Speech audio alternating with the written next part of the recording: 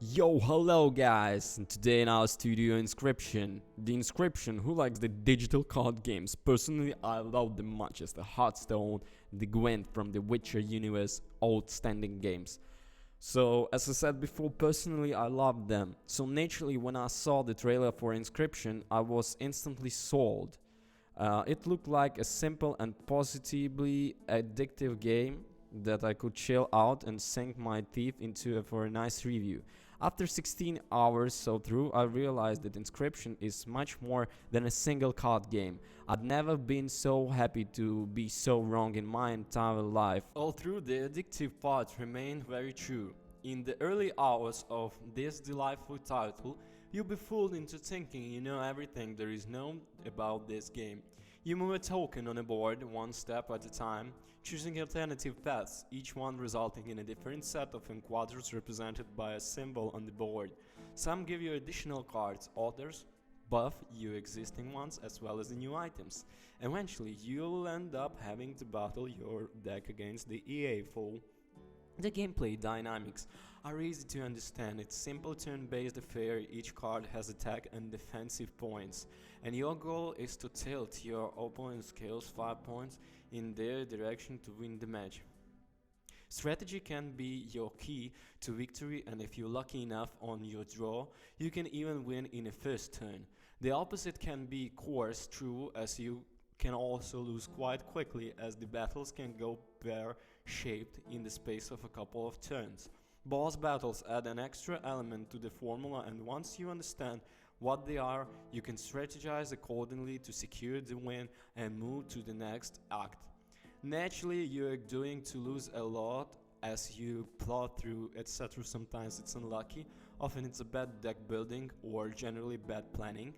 Don't read too much through, you mean to lose that there are some roguelike elements that enable you to have better cards and items to help you on the next run. Right here, you're probably drawing a picture in your mind about what Inscryption is all about and what to expect. Don't worry, my brain did, even through the game was hitting at some mysteries and lore in between my turns.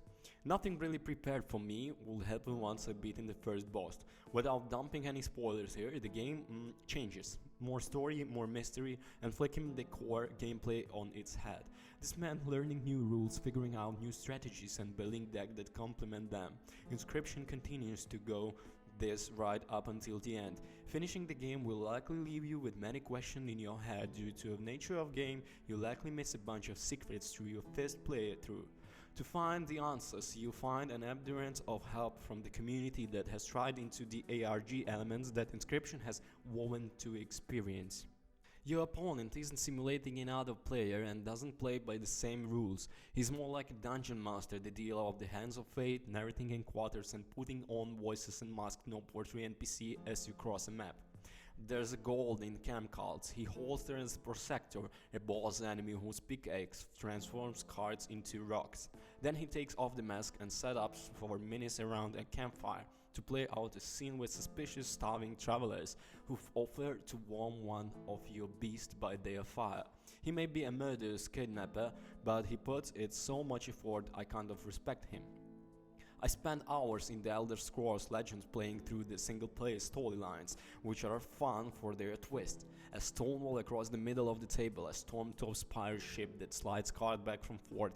Inscryption twist can be just as noble. For one match, every war card giant, the ability to fly in another, a hoop drags my cards across the board and turns them against me. Inscryption is the work of Daniel Mullins Games, who previously made Pony Island and then Hex. All three of the games more layered than a winning Great British Bake Off cake. When Inscryption revealed more layers, I won't spoil exactly what, but they are significant, it felt more like a core than a revelation. Where Pony Island was lean and pointed, Inscryption is more like the Hex, which was overstuffed with ideas and didn't do all of them justice. In initial hours, Inscryption is an early delight full of mystery that feels fades long before it ends, and now I think I prefer if board game night moved on. We played something else, even if the Kickstarter nonsense that comes with the 5 kilograms of plastic figures and takes half of the night to explain. Like the most deck builders, Inscryption is run based. Losing means starting over. Through you get to design, one new card can be found in future runs, and they can be obscenely overpowered if you do it right. Plus any solved puzzles in the cabin remain solved.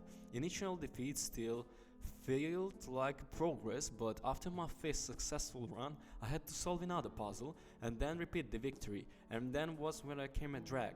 The multi-stage boss battles are initially full of surprises, trading animal pets for OP cards, for example, that become more chore-like each time they repeated. The lovely creepiness of a game in which cards beg not to be sacrificed, and fungal doctors offered to solve them apart and stage them together, was eroded by and repetition. So, Inscryption is full of charm, humor and healthy dose of mystery. Forget what you know about this game, it's so much more. It's the type of game you revisit, talk about every day, buy for your friends to join on the action. It's simply that good. Definitely a game you want to grab today. Inscryption is so much more of a game than my brain ever thought it could be. At every turn I surprised and surpassed my expectation. Brilliant from start to the finish. Links in the description. Peace. And don't you forget, guys, to subscribe. Thank you so much.